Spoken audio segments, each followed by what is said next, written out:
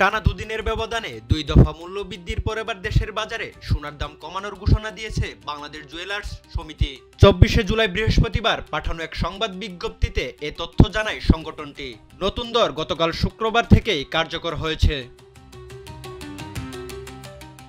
বাজুস জানায়, স্থানীয় বাজারে তেজাবি সোনার মূল্য কমেছে, সেই অনুযায়ী সোনার দাম পুনর্নির্ধারণ করা হয়। এতে করে সবচেয়ে ভালো মানের 22 ক্যারেটের সোনার দাম প্রতি ভরি কমেছে 1574 টাকা।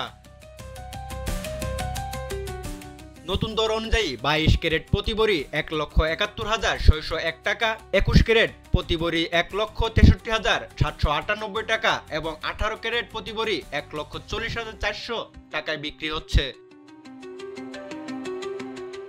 তবে রূপার দামে কোনো পরিবর্তন আসেনি, আগের ঘোষিত মূল্যেই রূপা বিক্রি হচ্ছে।